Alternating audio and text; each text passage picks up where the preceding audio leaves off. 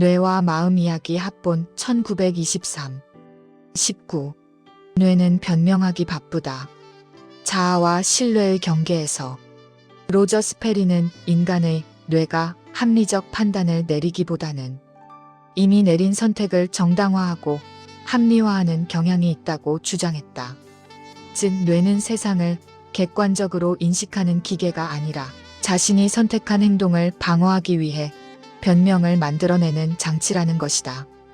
우리는 스스로 논리적이라고 믿지만 실제로는 감정과 경험이 먼저 작동하고 뇌가 그 뒤를 따라 변명을 덧붙인다. 최근 인지과학 연구에서는 이러한 현상을 원초적 판단의 후속 해석 모델로 설명한다.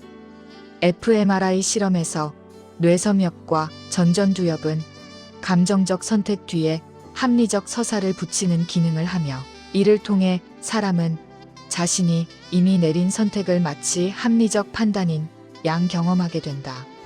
즉, 인간의 뇌는 자신의 선택을 정당화하는 합리화 회로를 갖춘 존재라는 것이다. 이 지점에서 참자아의 문제를 고민하게 된다.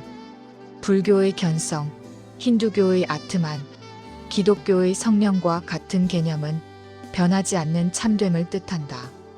그러나 우리의 뇌는 라쇼몽처럼 보고 싶은 것만 보고 듣고 싶은 것만 듣는다.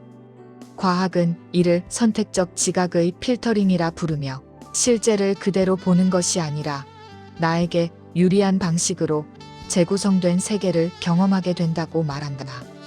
결국 인간의 뇌를 절대적으로 신뢰하는 것은 위험하다. 신자든 불신자든 자신이 믿는 세계를 정당화하며 살아가므로 사람이나 감정을 믿는 것보다 하나님의 뜻에 순응하는 것이 더 현명한 삶이다.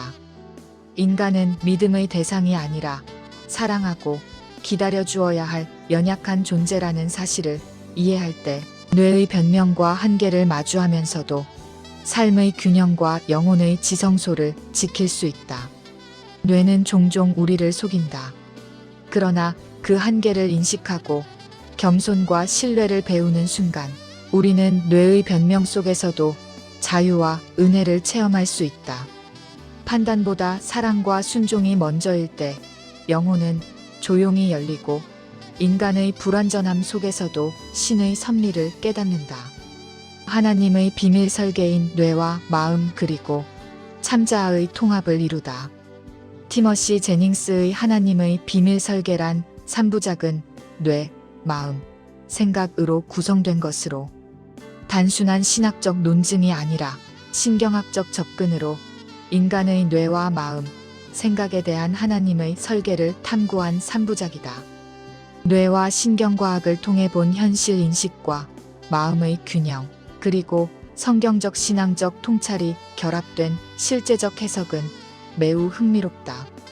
동서양 사상, 노장 사상, 양명학의 지행합일, 주의주자의 성리학 등 현실과 마음에 관한 사유가 성경적 진리와 놀랍게 상통하며 묵상과 기도를 통해 마음의 생수처럼 큰 기쁨과 충만함이 흐른다고 한다.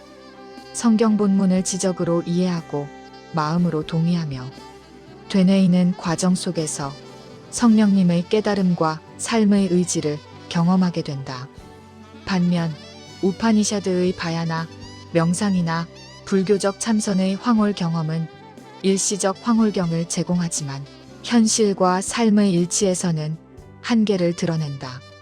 뉴버그 박사는 이를 좌뇌와 우뇌의 불균형으로 설명하며 좌뇌의 이성적 사고와 우뇌의 일체감이 통합되지 못할 때 현실을 도피하거나 왜곡하게 된다고 했다. 사실과 실제를 적절히 해석하지 못하는 뇌의 혼돈 속에서 인간은 참된 현실 인식을 완전히 얻기 어렵다. 로저 스페리의 주장처럼 인간의 뇌는 선택을 정당화하고 합리화한다. 감정에 따른 판단과 옹색한 변명은 뇌의 본질적 한계다. 참자아는 불교 힌두교에서 견성이나 아트만, 기독교에서는 성령처럼 불변하는 존재로 이해된다. 그러나 인간 뇌는 라쇼몽처럼 자기에게 유리한 것만 선택하고 해석하며 이는 세상이 요지경인 이유이기도 하다. 결국 신자의 삶은 인간과 감정을 신뢰하는 것이 아니라 하나님의 뜻에 순응하고 은혜 안에서 살아가는 데 있다. 인간의 뇌와 마음의 불완전함을 인정할 때 우리는 참자아와 영혼의 지성소에 접근하며 불확실 속에서도 겸손과 자유를 깨닫는다. AI보다 정확하지 않아도 인간이 가진 실수와 제한 속에서 경험하는 은혜와 선택의 자유는 오히려 참된 삶을 가능케 한다.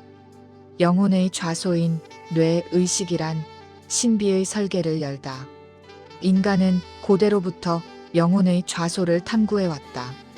이집트에서는 뇌에 구멍을 뚫은 흔적이 있고 히포크라테스는 대뇌피질을, 데카르트는 솔방울샘을 영혼의 근거로 보았다.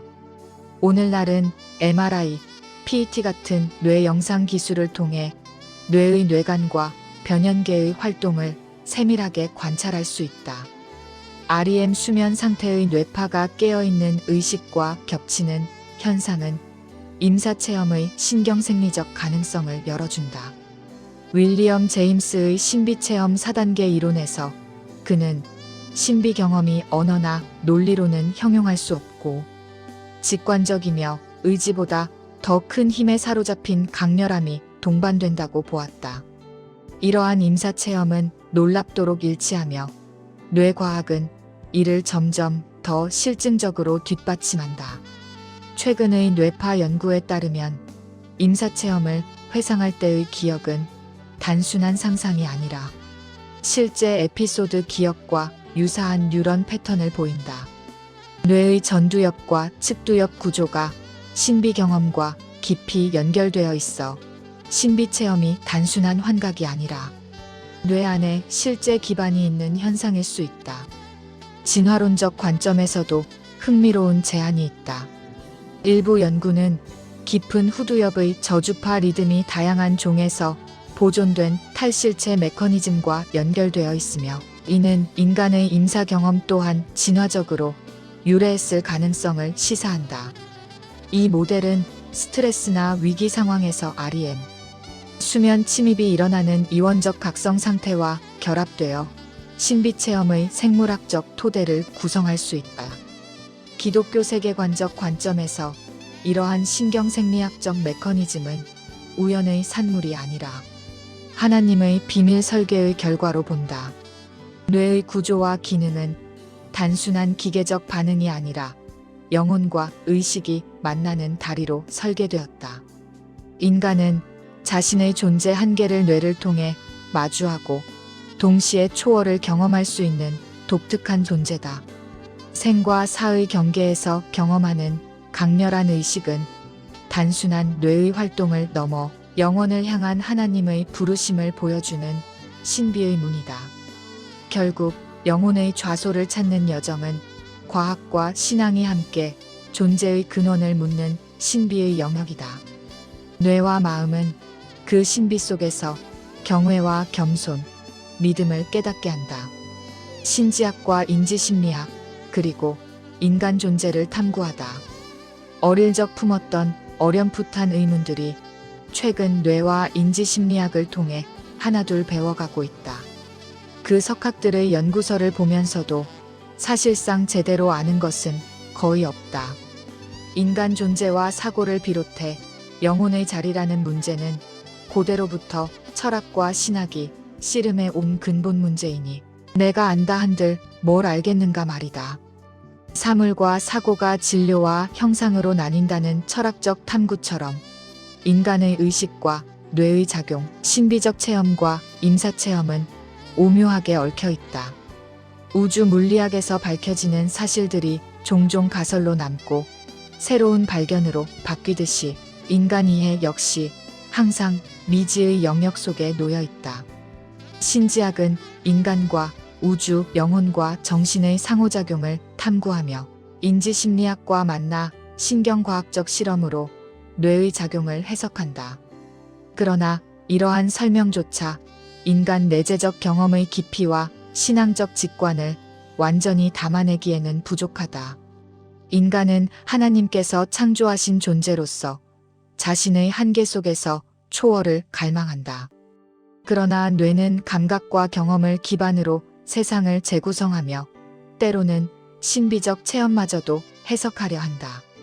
교회와 조직적 종교 거룩함과 경건함을 인간이 인식하는 방식 역시 뇌의 한계 속에 놓인다. 성령의 역사라고 믿는 체험조차 각 개인의 내재적 경험과 신경학적 차이에 따라 다르게 드러나며 언어로 표현될 때는 그 한계가 더욱 분명해진다.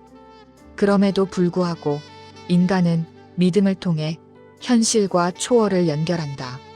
신앙은 객관적 확증이 아니라 불완전한 이해와 한계 속에서 하나님의 은혜를 구하고 겸손과 순종으로 나아가는 삶이다. 임사체험이나 신비체험 혹은 뇌의 인지적 오류마저도 하나님의 섭리 안에서 인간 존재의 신비와 경외를 깨닫게 한다.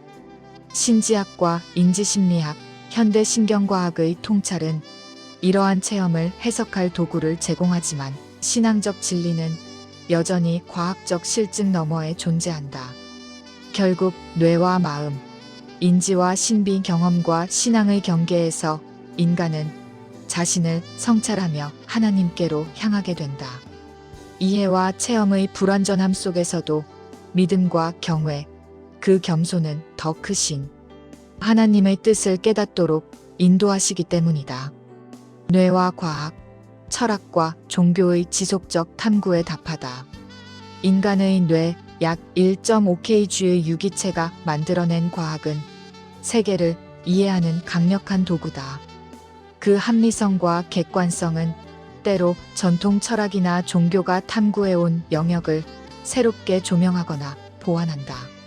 과학이 인간 이성과 논리를 기반으로 세상을 분석하고 기술을 발전시킨 반면 철학과 종교는 인간 존재와 영혼, 의식의 근원을 탐구하며 삶의 의미를 성찰한다.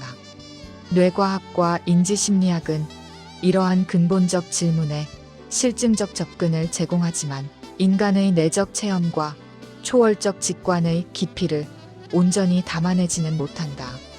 최근 의식 연구는 뇌의 글로벌 작업 공간 이론과 통합 정보 이론을 통해 뇌와 의식의 연결 구조를 탐색한다. 일부 연구는 후두엽과 전두엽의 연결이 의식 형성의 핵심임을 보여 의식이 단순한 고등 추론의 결과가 아님을 시사한다. 양자생물학의 발견, 뉴런 내 미세소관의 양자적 집합의 가능성은 의식이 물리적 뇌 활동을 넘어 우주와의 심오한 연결을 반영할 수 있음을 보여준다. 이는 고대 신지학적 사유와도 놀랍게 공명하며 인간 존재의 신비를 한층 깊게 성찰하게 한다. 기독교 세계관적 관점에서 이러한 신경생리학적 양자적 발견은 단순한 우연이 아니라 하나님의 비밀 설계의 일부로 볼 수 있다. 뇌는 단순한 정보 처리기가 아니라 영혼과 의식이 만나는 다리이며 과학은 그 구조를 일부 드러내는 도구일 뿐이다. 과학적 알은 무엇을 아는가를 묻지만 신앙은 어떻게 살아야 하는가, 무엇이 참된 가치인가를 탐구한다. 임사체험, 신비체험, 양자적 의식이론, 그리고 뇌의 인지적 한계마저도 인간이 자신과 초월, 그리고 하나님께로 나아가도록 초대한다. 뇌와 마음, 과학과 신앙, 인지와 신비가 교차하는 지점에서 인간은 겸손과 경외 속에 존재를 성찰하고 하나님의 뜻과 초월적 질서에 순응하며 나아갈 수 있다. 완전하지 않은 이해 속에서도 믿음과 순종, 하나님의 인도하심은 인간이 붙잡을 수 있는 가장 확실한 진리임을 깨닫게 한다. 인천 송도역 뱃자마에서 이종화였습니다.